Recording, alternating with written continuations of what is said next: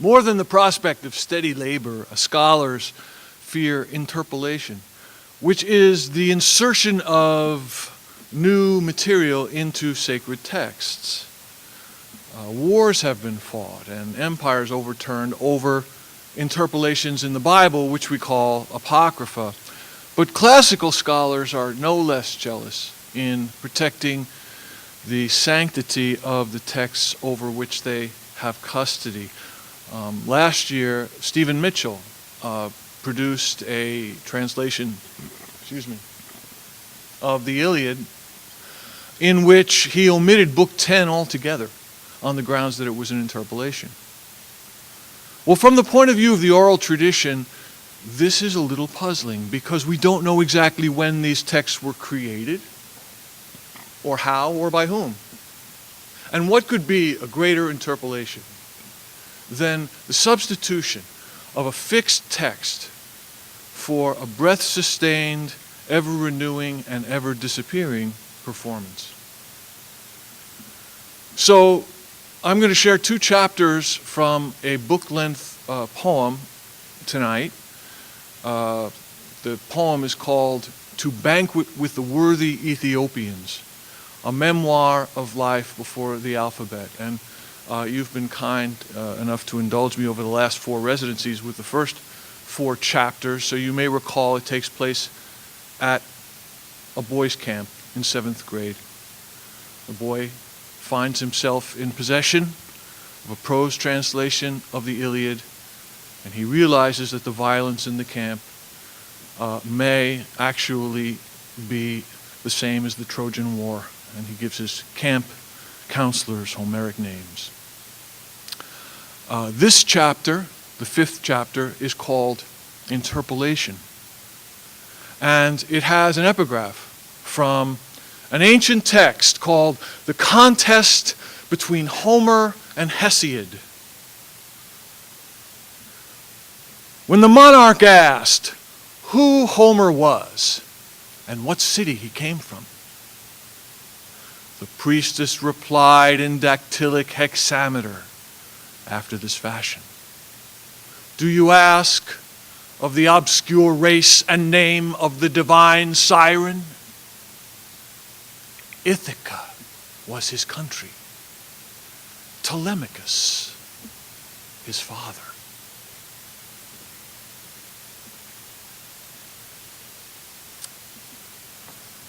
My father Telemachus was an expert typist. Nights at his attic oak board he loomed over his royal, camel canted moonward, Oxfords tucked under the captain's chair. He'd menace the keys, then launch a thunderous fugue, signatured by metronomic pings that cued his pinky to twitch the carriage home. He never erased, and was speedier than my mother, who paddled in many a secretarial pool. I never mastered the art, and so he devoted Sunday mornings to lineating my scrawl. My father typed, but did not transcribe exactly. He'd add flourishes like a subversive monk. Once a Jebby jabbed a manicured nail at a carbon-smudged ringer. Moribund. Quite, he said, raising a blonde eyebrow. I resented my father's help as much as I craved it. To be harnessed to such a creature, huge, inscrutable, fabricator of paper helicopters, blindfold judge of 7 brands of scotch, imbued with silence, skilled at cards and billiards, inscribed with a mental street map of 5 boroughs. It was to lean against the torque of a carousel or whirlpool, depending on his weather. As penance for being me, I slouched by his shoulder, watching his fingers sparkle over the keys until the friction of type bar, ribbon, and paper erased me to the nub. The indelible belly, jowls, jaundice of toe and heel, They were his. How well I knew that flesh, peeking through the shower's frosted glass, at the waterfall glistening from his heft. I was eye level with a pendulous scrotum, and the virulent metal tip dripping with spray. Scrotum, meatus, along with glands and testes. I learned these terms when he typed my health paper. One other Latinate bauble he inserted. Pudenda, from pudere, to cause shame. Had my father resolved to ignore my script altogether and type my bio in his Miltonic style, it might have sounded something like this. I was abluted with cartons of alien blood, a frigid ocean sealed in a membrane, and in those parentless weeks I drifted lifetimes. Finally incarnate, I was colicky. Priests and doctors cooed to no avail. I was exsanguinated. I loved boxes. I curled inside my hull. When appendages encroached, I oscillated. And in that cone I hived. Sight was not missed. Tincture swirled, unknown in the solar world. Nor did I miss touch, self-caressed. For music, tinnitus. Occasionally desire drove me to elbow the hatch open and gain weak purchase among the living. In the eons in between, I spooned at the portal. Maybe I was born this way, a changeling. Maybe the prayers and masses to Saint Philomena were sent to the wrong place by Vatican II. Or maybe it was spirochetic sperm. However conceived, my nature waxed slowly. I spindled up, but gained less mass than a slinky. My toes sprang beyond my lips, gone forever. Yearning to scuttle home through the beaker's neck, I crafted my fingers into boats and trains, undulating to the drone of nuns. Then I scurried home to spell the dark, devout as an Aztec before the cabinet hi-fi. Back and forth, heels to palm, I rocked while my father's kitschy record album scratched. On hands and knees, speed adjusted to song, I soared over the streets. My heels kept me from regressing beyond Queens, but I embodied an oceanic voyage, finding in rhythm a charm against time's surge. Kiss is dead. The ancestral row house sold, and the hi-fi moldering in some antique shop. I cannot rock or chant into eternity. I cannot sheathe my palpitating heart. I would be hostage to a single fate had I not learned his chirographic art. Thus, I type to channel my father's voice. Scotch galore? Paper helicopters? John F. Bloody Milton? The Odyssey made my name an alias for a weakling, but this sequel paints me as a priapic, alcoholic Dr. Strangelove. Both ways the brat lies, just like father, if that wisp of legend was my father. I never knew the man. What son does? I knew enough not to write a book. Tell all? How's this? The man of wiles feigned madness and was outfoxed when Agamemnon dropped me before the plow? Never happened. Odysseus would have sliced me nape to anus rather than be outfoxed by empty helmet. Likewise, the nymphs and goddesses. If he had loved, Odysseus would have drowned. One thing the kid's got right. He's not my blood.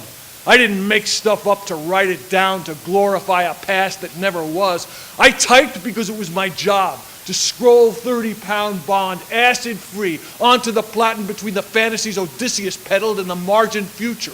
My job to staunch time's flow and freeze the evidence, to cuff Odyssean hallucinations and pivot around an existential corner to arrest my bastard poet's hypertext that smears my name in every precinct between Queens and fabled Ithaca. I whited out rap sheets, unmade book. My silence was no more inscrutable than the badge pinned to my chest, a monstrance radiating myth and fact. Detective, first grade, NYPD. And my son, for all his OCD, his rocking and catalogs, it's not what he did or what was done to him. I should know the shames in being born, and on his side of timelessness, one cure. The subtitle of this poem is a memoir of life before the alphabet. But it has been pointed out to me that in at least one way, the memoir fails to meet, the work fails to meet the conventions of the memoir, and that is fidelity to biographical fact.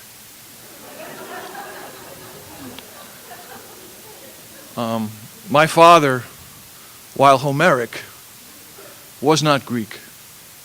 And my mother, while a goddess, was not immortal. But these chapters do emerge from life events, and none more transparently than this next chapter, which I'll end with. It's the 12th chapter in the book, and I'm choosing it because it also has to do with Telemachus, who was, as you may recall, the son of Odysseus. This chapter has an epigraph, which, for me at least, speaks, I think, to the project of the entire work. And it's from Timothy Findley, who wrote, "I did not know how to tell this story until I realized that if I were Homer, I would see that it is not merely the story of men and women, but of men and women and the gods whom they obeyed, and told best as an evocation of icons. So I transposed this story, which is history, into another key, which is mythology." The chapter is called Wiretap.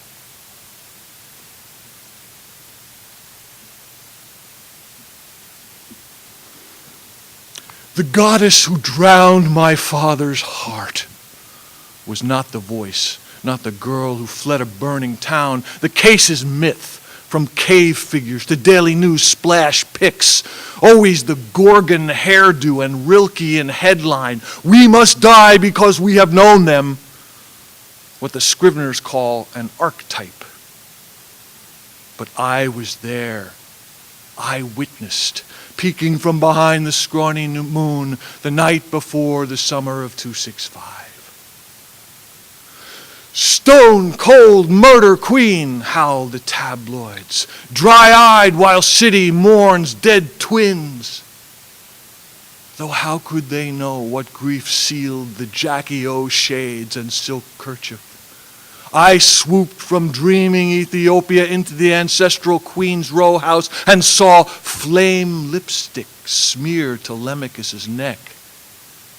I testify, the queen in question sobbed.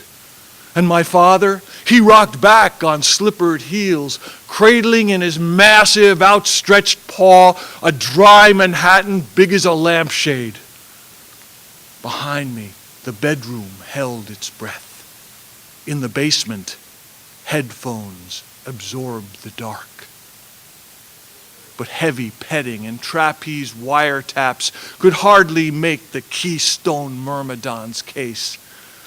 People's Exhibit 1, nightclub strobes streaking behind designer sunglasses. 2, a scarlet mouth as trashy as fresh kills. And Exhibit number 3, if you please, Judge, the stone-cold queen could turn to stone a squad of suitors with a single twitch of her continental Lucille Clifton hips. Who else but she would slaughter her own brood? Truffling the menstrual gore to the cave mouth, the pigs danced wandless, butting the granite toe of the dolmen, notching myth and time. My Da, Detective Telemachus, only son of the eponymous hero of the first sequel, with one boot planted in Ithaca and the other hooked on a brass rail in Duffy's Tavern. Not Circe, sirens, or Sophia Loren undulating to the Macarena could drown my father Telemachus. For one thing, he was already drowned. In 265, Telemachus was a slab of brawn, buck-toothed, light-footed, with a Jebi's jowls and peacock pheromones. Being only demi-legendary, he missed Troy's sack, but landed on the beach a week after D-Day to liberate Hittite concubines and brandy sellers. The jacket on Telemachus has him pounding the wine-dark pavement to serve expired subpoenas on a deadbeat dad. But that's just yellow scrivening and paparazism. My father's only odyssey was shaking briskly in a Grecian urn-shaped tumbler, 2 parts windy coast and 1 part Queens, then straining over ice till the potion chilled, garnished with a maraschino cherry bomb, and voila! He was everywhere and nowhere. The amber goddess drowned him, coursing through the whale-road flesh. She drowned his eyes, coursed his voice with wind, and slipped into everything he touched. A Mickey that kept anything from touching. So when the pigs howled murder, it was nothing for Telemachus to turn one Janus god to the cave mouth and suck her out, and drown and wind and bind the stone queen in a skein of magnetic tape, lubed with KY and a tincture of Ecor. Cool as his Manhattan, Telemachus could transcribe and deliver to the pigs her stenotype confession, notarized. They're dead, my darling twins, my singing girl, an alabaster boy, drowned and burned my babes, murdered them. Crouching over the magic reel-to-reel, headphones clapped tight to waxless ears, Telemachus caught, between sobs, over the growl of surf, a strangled word. He replayed, cranked the volume, slowed the speed, until the utterance coalesced into a name. As best as he made out, she said, Thersites. And all that summer of love and burning city, as the trial proceeded under the tireless sun, and Odysseus subjected to Agamemnon, and Scrivener's ejaculated headline, Stone Queen grounds Ethiopian heir, myth time chirograph unsealed. The goddess who didn't drown my father's heart poured into his metallic ear. Thersites, rocking orphan, I composed you, and fed you the utterance and tuned you. I made a house as if you were my child. Why did you immolate my singing girl? Why did you drown my alabaster boy? And all this Telemachus typed up, and as the summer sizzled to a nub, his bronzed eyes and tinnitus bright ear converged on this prime suspect, Thersites. In a cellar deep inside Thersites' skull, He set up his surveillance, unspooled wires, plugged a mic into the voice box, perched a spy cam on the optic nerve, and made the fist squeeze out sampled jism. Into Thersites' heart Telemachus insinuated his half-mythic heart.